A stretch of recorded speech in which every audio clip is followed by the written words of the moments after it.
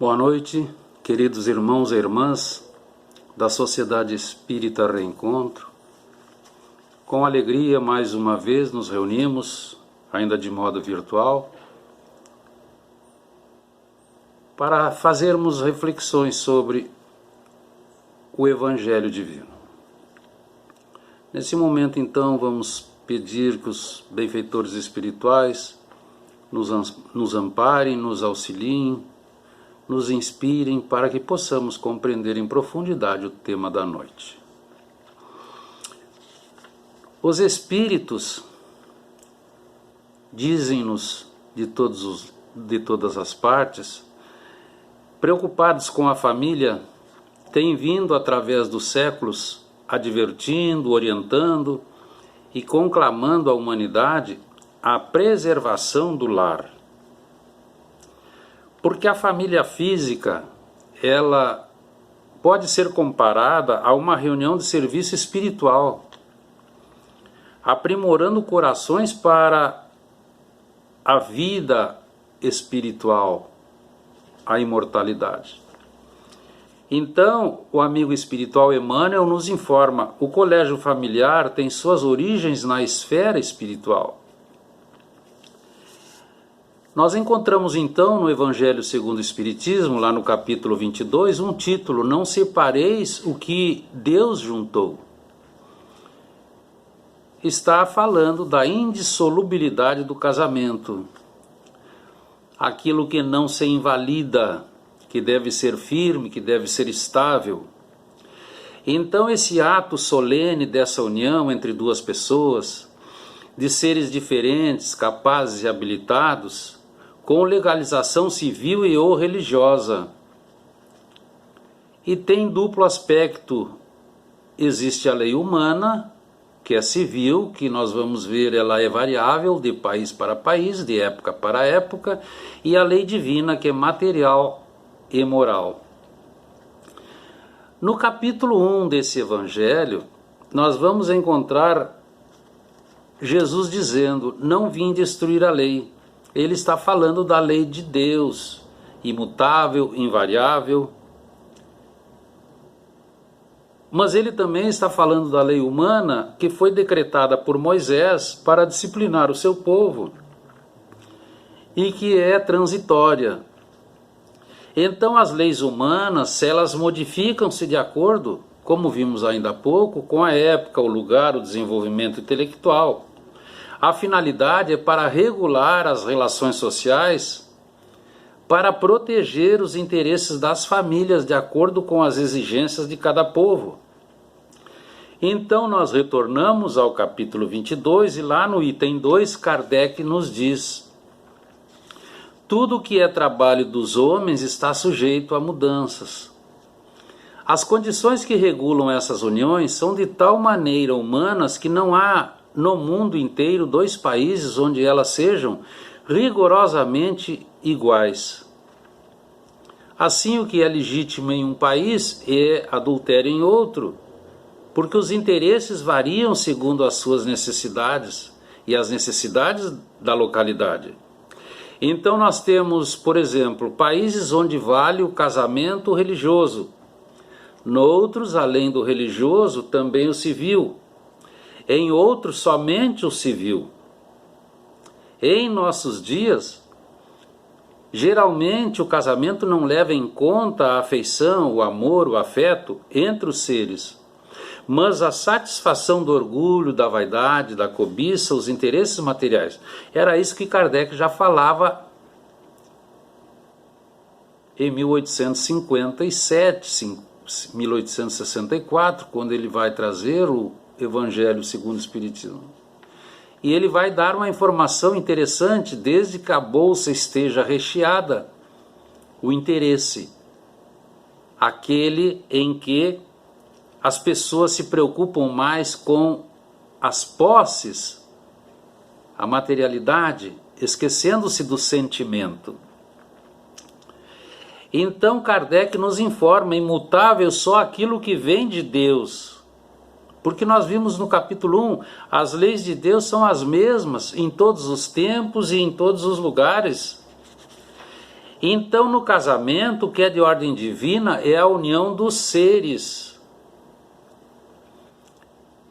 para que se efetue a substituição dos seres que desencarnam. Então, é um primeiro item, a união dos sexos. É a lei de reprodução comum a todos os seres vivos. No caso do homem, as reencarnações. Sem a reprodução, a humanidade desapareceria. No item 701 do Livro dos Espíritos, Allan Kardec vai falar da poligamia, o casamento de um homem e várias mulheres. Ainda hoje encontramos isso em alguns lugares. E a poligamia,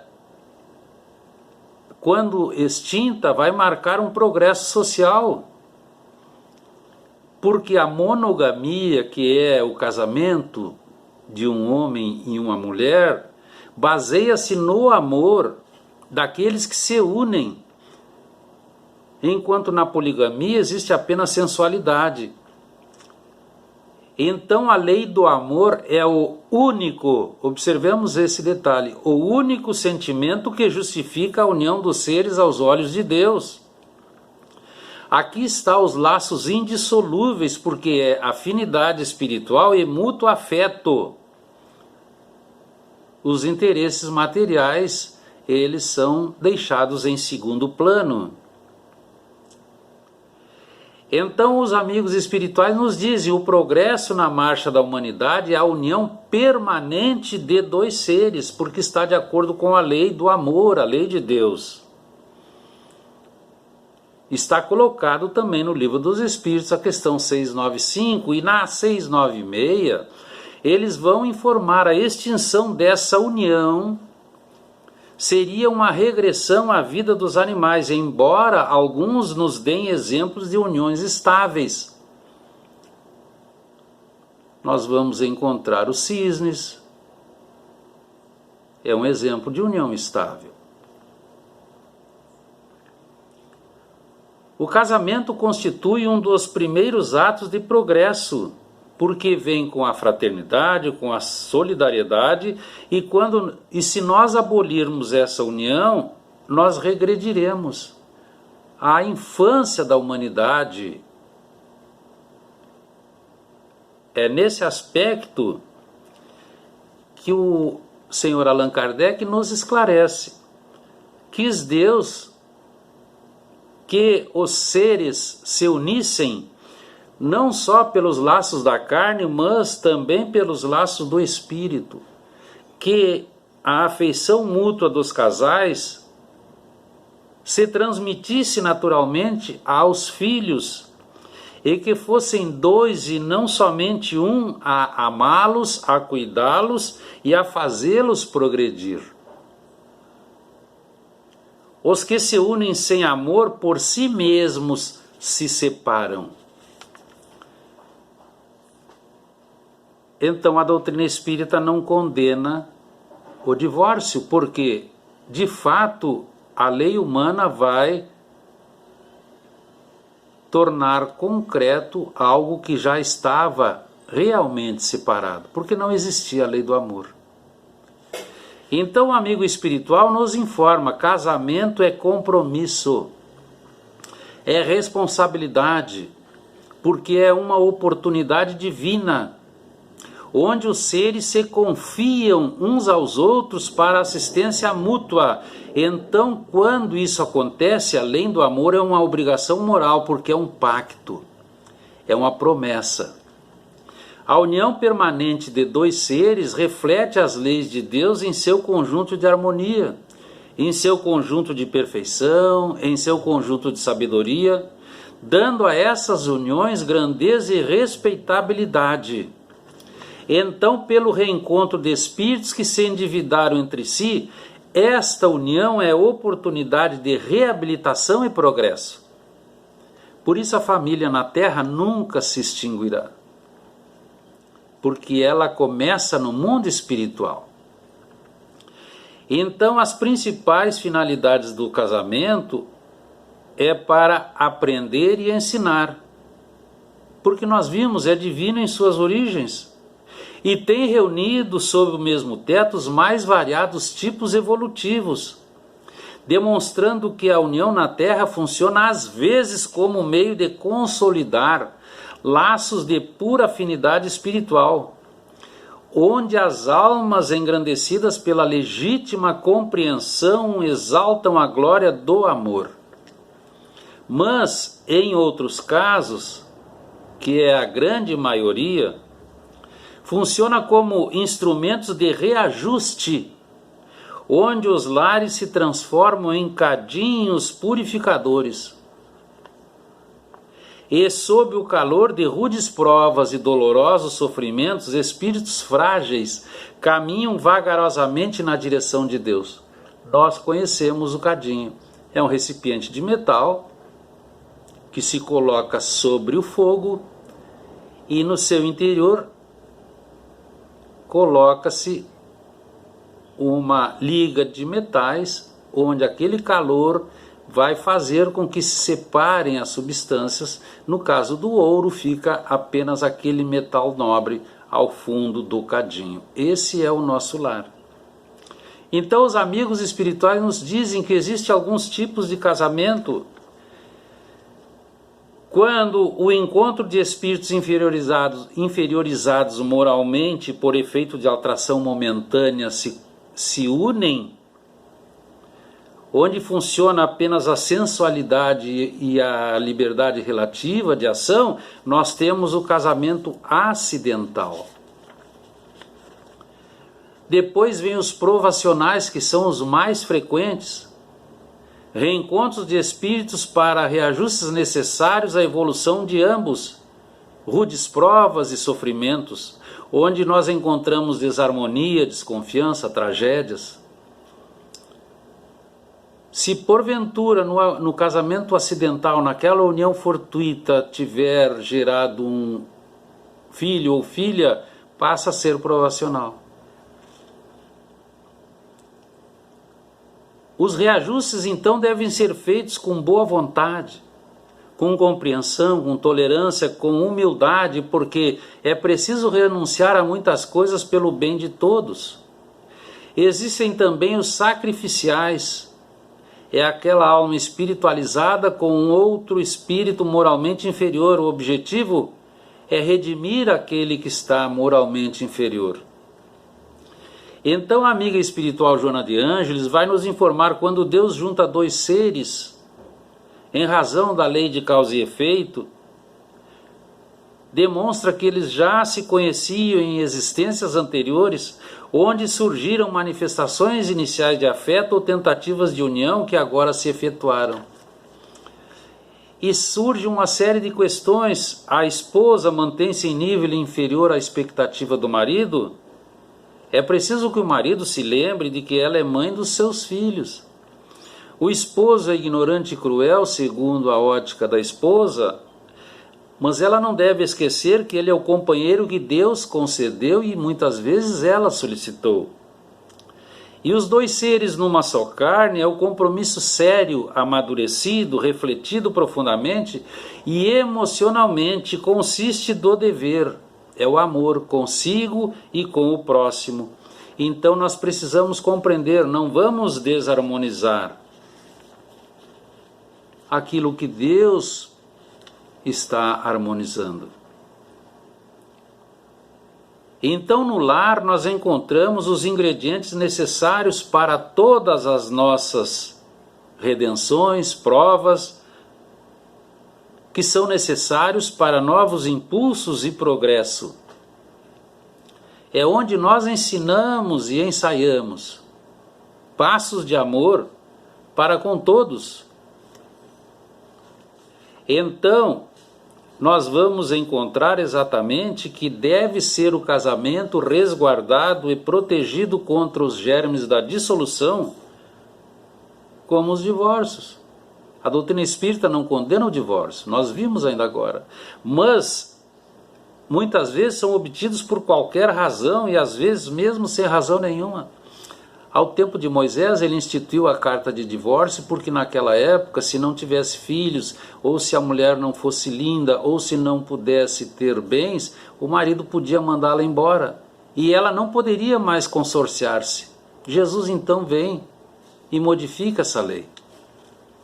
Então nós estamos vendo que nós todos somos ligados pela família, porque somos espíritos de reencarnações anteriores, muitas vezes desafetos, e nessa nova reunião, frente às dificuldades e lutas, enfrentados lado a lado, possamos vencer as animosidades, reconciliando-nos e nos tornando bons amigos. É isso que Jesus falou da reconciliação com os adversários. Então a separação só serve para interromper um processo de harmonização entre ambos, que precisará, examinemos o detalhe, que precisará ser reiniciado em outra existência, retardando o aperfeiçoamento dos espíritos envolvidos e, por extensão, da sua felicidade futura. Desculpem. Também encontramos casamentos afins, que é o reencontro de amigos, espíritos amigos para a consolidação de afetos, espíritos esclarecidos. Os transcendentes, aqueles espíritos engrandecidos no bem e que se buscam para a reabilitação do interesse geral numa finalidade superior. Então, no item 5, nós encontramos o divórcio. Apenas reforma o que os homens fizeram de errado. E só deve ser aplicável nos casos em que não se levou em conta a lei divina. Mas os amigos espirituais nos dizem: o divórcio a rigor não deve ser facilitado entre os seres, porque é nesses laços difíceis que se operam reconciliações e burilamentos. É nesse ponto que nós encontramos alguns questionamentos. Estamos respondendo pelos nossos atos no matrimônio? Nós assumimos verdadeiramente os nossos compromissos? Estamos unidos? Nós somos aliados? A nossa harmonia dentro do lar é perfeita? Olha quanta pergunta surge. Então nós vamos ter uma certeza: sem entendimento, sem respeito, sem conciliação e afinidade espiritual, é muito difícil o êxito no casamento. Porque a diversidade de pontos de vista muitas vezes fica um fator impeditivo. Mas os amigos espirituais nos dizem: não deve ser um fator para impedir a paz na família, porque nós podemos ter os nossos pontos de vista e respeitar o ponto de vista do outro, principalmente do nosso amado. Então os amigos espirituais nos informam com muita precisão e clareza: o problema familiar, por mais que nos despreocupemos dele, buscando fugir à responsabilidade direta, constitui sempre uma das questões fundamentais da felicidade na Terra. Encontramos quem nos diga: vou deixar para outra reencarnação. Muitas vezes essa era a oportunidade aprazada para a reconciliação.